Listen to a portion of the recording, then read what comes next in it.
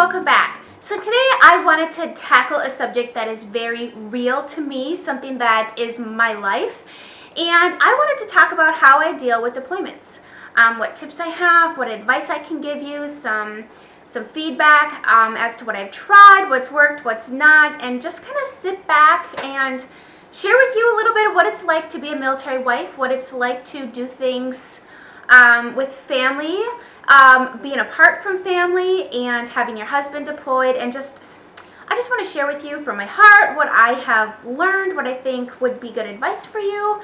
And so I hope you guys enjoy this. This is something that I've never really talked about on my channel before, but I would like to start incorporating more of myself and my life and me on my channel. And if anything, I hope this is beneficial to those of you watching who are going through this right now, or are planning on going through this, or have lived an entire life of doing this, and maybe your husband's no longer in the military anymore, but you can relate.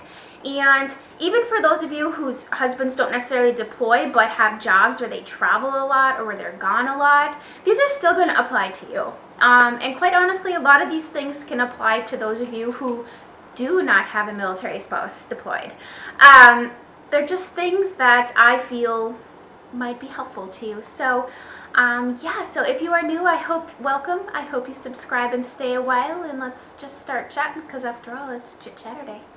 Okay, so as I have mentioned, and I've mentioned it several times here on my channel, but if you are new, I am a military wife. My husband is in the Air Force, and he's been in the Air Force since about 7.5 years or so, and I've been married to him for 6 years, and so this has been my life.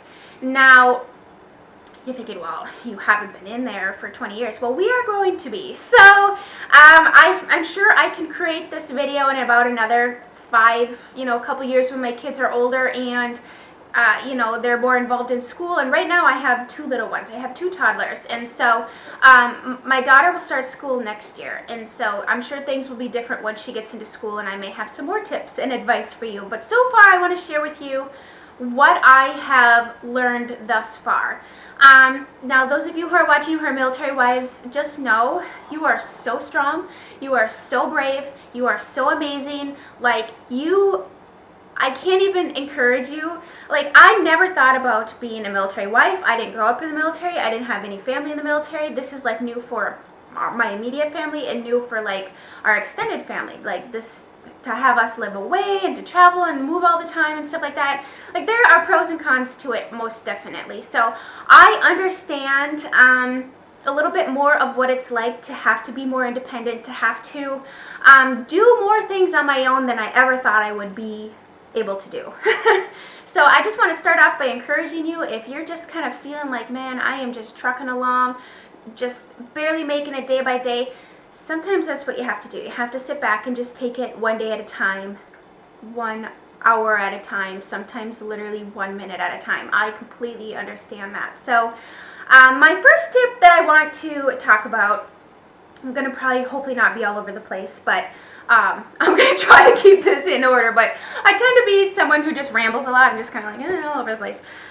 So the first thing I want to talk about, tip number 1, routine. It is so important to keep yourself and your kids, if you have them, and if you don't have children, still keep yourself on a routine. It feels good to keep things in order. It's good for your children because they know what's coming next. They know this is how we do things. It teaches them to live that way, so things aren't chaotic. They feel more of like a sense of safety and grounding if you operate on some sort of routine, because then they know what's coming next.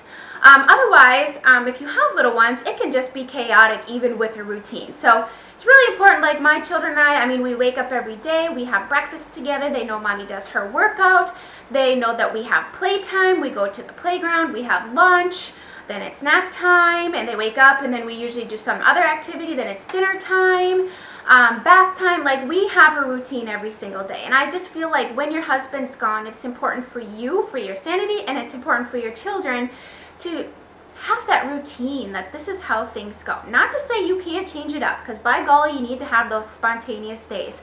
You need to have it, all right, we're not going to do this today, we're just going to go with the flow. And sometimes you need to. But underneath it all, I feel like for me and my family, it's important to still have that daily routine so they know what's coming next. And as they get older, they can do it themselves. Like, you don't have to tell them, hey, it's 7 o'clock, we need to take a bath. They just know. You know what I mean? They can get their own stuff ready. And it just helps you out too, especially if you have lots of kids. I like schedule. And now that I have this channel and all that, it's important for me to stay on a schedule with my channel and stay on a schedule with my kids. And I'm just a note maker, a note taker. I write post-its about post-its about post-its. Trust me. My second tip that I wanted to talk about is to stay active. I mean, stay physically active. It's very important for your health, for you physically, for you mentally, for you emotionally, to stay active, whether that be getting yourself involved with other moms, going to play groups. I myself, the way I stay active, I work out 6 days a week. I feel good, and when I feel good, I'm able to be a better mom, and I'm able to be just a better person when I feel good. And of course, when you feel good, that goes along with looking good and just feeling like getting up for the day, you know? And so whether you're out with play groups or a hobby, you need to stay active to do something with your kids, like get out with your kids, but also for you. So whether that's, you know, taking up a class here or there, or like I used to knit when my babies were younger. I would knit in my downtime, and I dabbled a little bit in sewing. Now, of course, I have my channel, but I also like to read. I have other parts of me that I like. I like to read. I like to watch trashy television. I love to watch The Real Housewives and just mindless shows, QVC. I like to, you know, online shop and browse, and there's other things that I like to do. So I feel like it's just important to not lose yourself amidst having essentially lost half of yourself because your spouse is deployed. So those are the couple things. Oh, the other thing is, like, hang out with friends. It's so easy to just clam up, especially when you move around a lot. You're always moving to new areas. You're losing and making friends all the time, and it's not always easy to make new friends. And sometimes you may move to a base and not make a friend until the last 6 months. That happens a lot to me too. So just keep yourself and your kids busy with staying active, physically, mentally, and sometimes emotionally. I cry a lot during deployments, and I'm not a crier. So the third tip that I have is take time for yourself. So I know I mentioned hobbies, like getting involved in a hobby or working out. That still goes into the category of time for yourself. Now, I could choose not to work out and spend that 30 minutes a day doing something else, but for me, that's what I choose to do every day for myself. Now, if you love to take bubble baths, draw yourself a bath, put some bubbles in there, get a Lush bath bomb going, put on a candle, read a book, watch YouTube videos. All of that is going to make you feel like, you know, I'm going to make it through. I'm taking the time for myself. Your kids will be fine. They will thank you for it later in life because you were able to be a better person. I know I personally am a person that likes to have my space. I like to have time for myself. I am not a person that likes to be out with people all the time.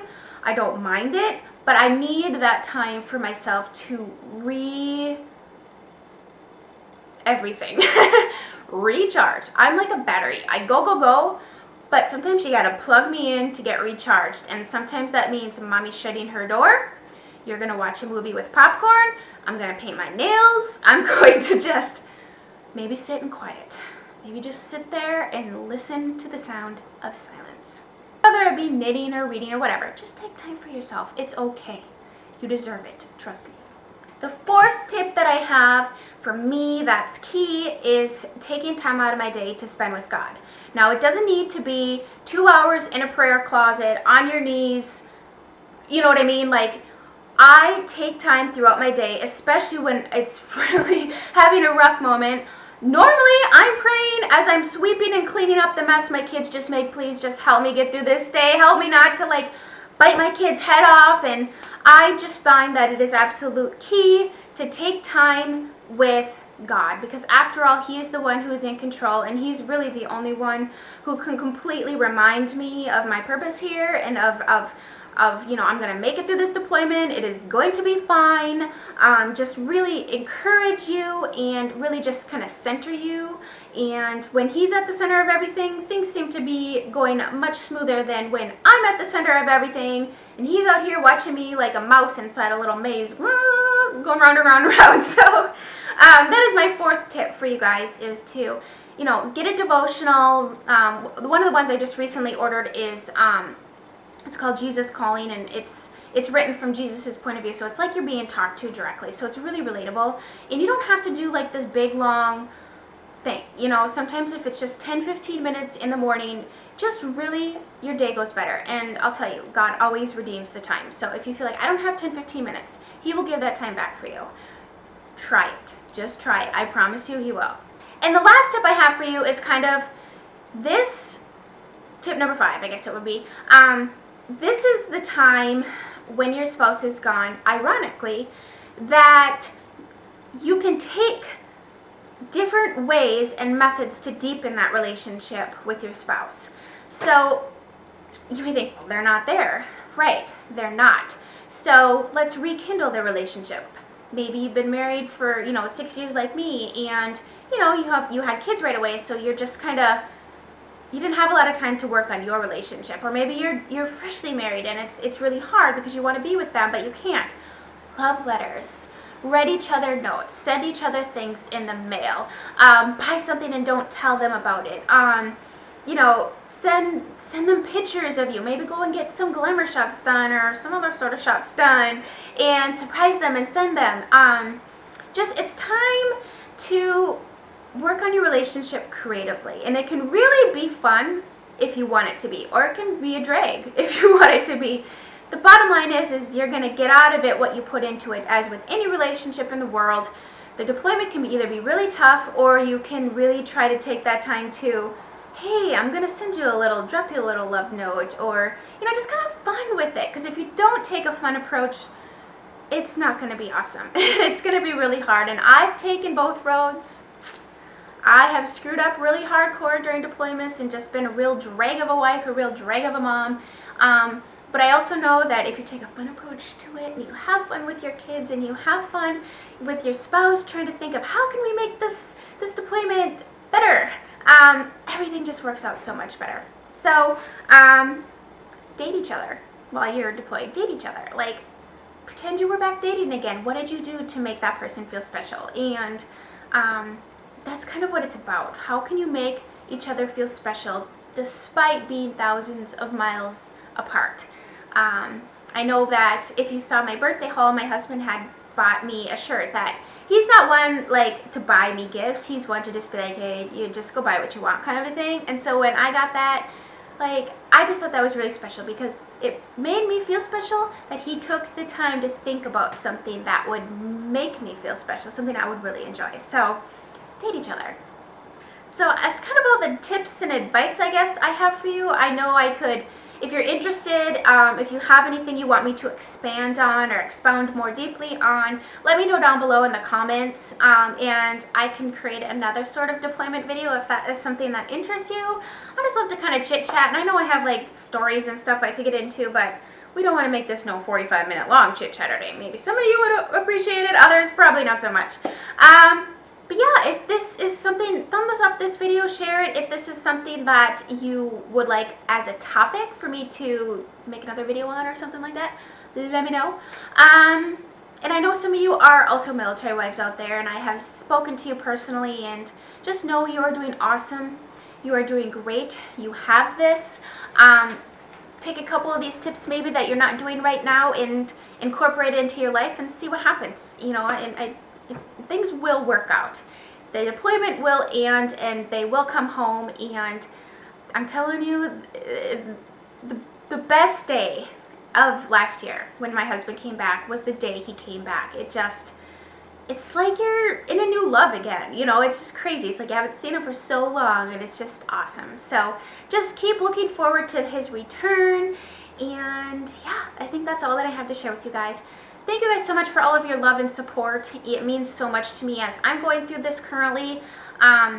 I just, some days you need it more than others, and the past couple weeks I've really needed it more than others. So I hope that this encourages you if you've kind of been down in the dumps about stuff. And yeah, I love you guys so much. So all right, well, I'm gonna end this and I'll chat with you soon.